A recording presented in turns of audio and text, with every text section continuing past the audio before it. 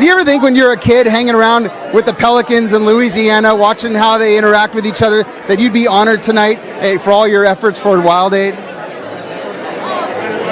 Yes and no. No, I didn't. I mean, here's the thing.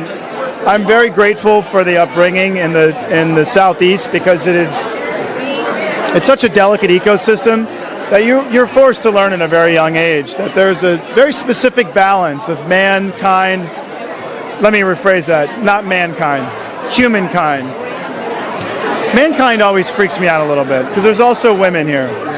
Humankind and wildlife. There's a very specific balance. And I think as a kid, once I sort of figured out, and now as an adult, really understanding, and a mentor of mine and a very special person, Deepak Chopra, really helped me understand that if you were to ask people what they think the environment is, typically they would say, well, you know, it's the natural world that surrounds us. But I offer this little piece of information.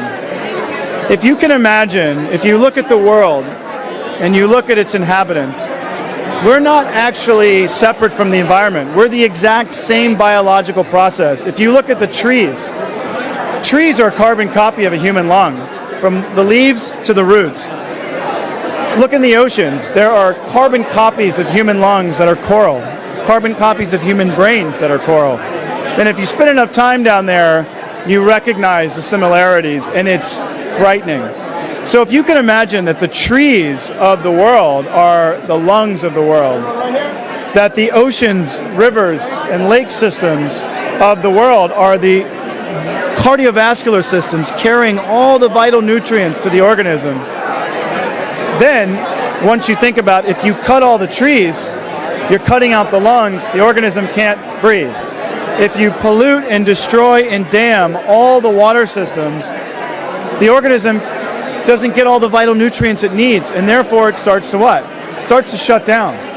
And that's what we're doing to our planet. So I think through experiential learning, if we can get the youth, the young population of the world to understand this, we will build the next generation of the most innovative, compassionate, grateful generation the world has ever seen.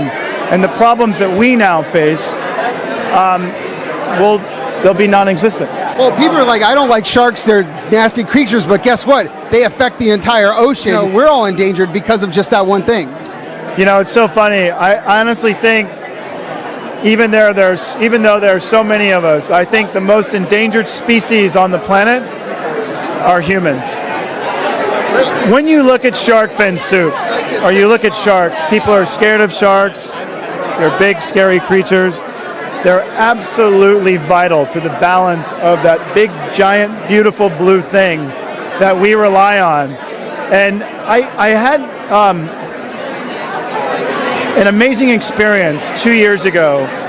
I was diving with Fabien Cousteau. In French, it would obviously be Fabien. Fabien Cousteau is such a cool man. But I went down when he was doing Mission 31, off of the coast of, I think it was Isla Morada. I went down to that research station with him, and I was diving with one of my mentors and best friends, a guy named Dr. Greg Stone, one of the most celebrated marine scientists in the world, who's the chief marine scientist at Conservation International. I got to go with him, and I got to go with Dr. Sylvia Earle. Dr. Sylvia Earle, who refuses to let you call her doctor, her name is Sylvia. We were sitting at Weiland's house, the famous marine painter. I had just come from Barbados, where the Undersecretary General of the United Nations and the head of the United Nations Environment Program, Dr. Akeem Steiner, who is my boy, had just signed all of my UN paperwork for my Goodwill ambassadorship, which is really, really cool. And I brought this like 50-year-old Barbados rum with me.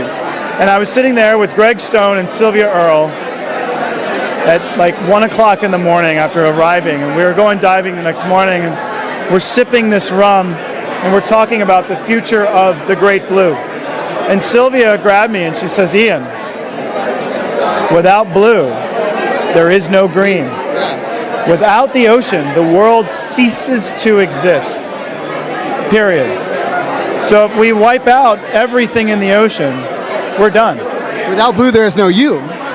Without blue, there is no you.